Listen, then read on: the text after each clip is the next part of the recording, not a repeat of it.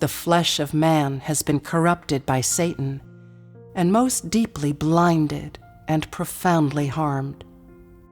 The most fundamental reason why God works personally in the flesh is because the object of his salvation is man, who is of the flesh, and because Satan also uses the flesh of man to disturb the work of God. The battle with Satan is actually the work of conquering man, and at the same time, man is also the object of God's salvation.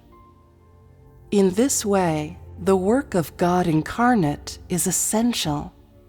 Satan corrupted the flesh of man, and man became the embodiment of Satan, and became the object to be defeated by God.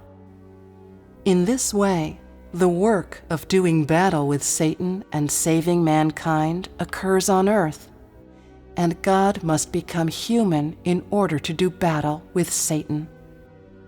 This is work of the utmost practicality. When God is working in the flesh, he is actually doing battle with Satan in the flesh. When he works in the flesh, he is doing his work in the spiritual realm, and makes the whole of his work in the spiritual realm real on earth. The one who is conquered is man, who is disobedient to him. The one who is defeated is the embodiment of Satan, who is in enmity of him, and the one who is ultimately saved is also man. In this way, it is even more necessary for him to become a man who has the outer shell of a creature, so that he is able to do real battle with Satan, conquering man, who is disobedient to him and possessed of the same outer shell as him, and saving man, who is of the same outer shell as him and has been harmed by Satan. His enemy is man, the object of his conquest is man, and the object of his salvation is man, who was created by him. So he must become man, and in this way, his work becomes much easier.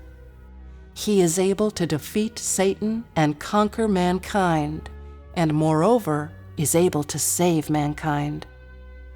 Although this flesh is normal and real, he is no common flesh. He is not flesh that is only human, but flesh that is both human and divine. This is his difference to man, and is the mark of the identity of God.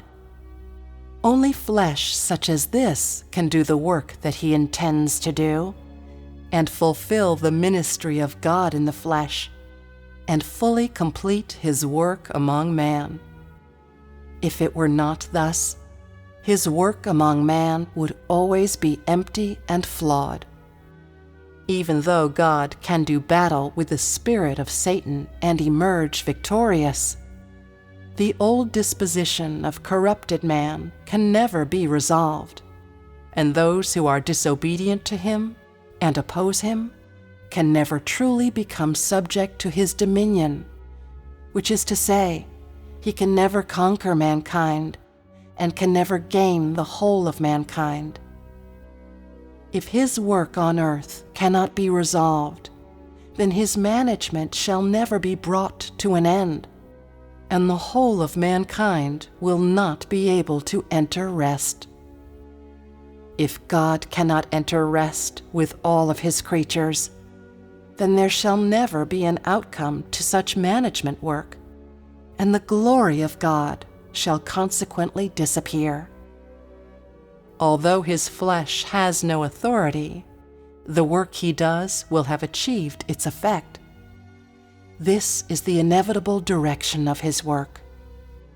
Regardless of whether or not his flesh is possessed of authority, as long as he is capable of doing the work of God himself, then he is God himself. Regardless of how normal and ordinary this flesh is, he can do the work he should do. For this flesh is God and not just a man. The reason this flesh can do the work that man cannot do is because his inward substance is unlike that of any man, and the reason he can save man is because his identity is different from that of any man.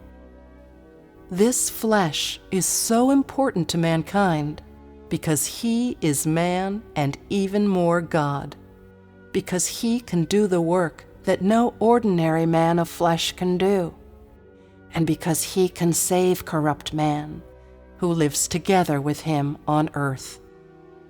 Though he is identical to man, the incarnate God is more important to mankind than any person of value, for he can do the work that cannot be done by the Spirit of God, is more able than the Spirit of God to bear testimony to God himself, and is more able than the Spirit of God to fully gain mankind. As a result, although this flesh is normal and ordinary, his contribution to mankind and his significance to the existence of mankind make him highly precious, and the real value and significance of this flesh is immeasurable to any man. Although this flesh cannot directly destroy Satan, he can use his work to conquer mankind and defeat Satan, and make Satan fully submit to his dominion. It is because God is incarnated that he can defeat Satan and is able to save mankind. He does not directly destroy Satan, but becomes flesh to do the work to conquer mankind, who has been corrupted by Satan.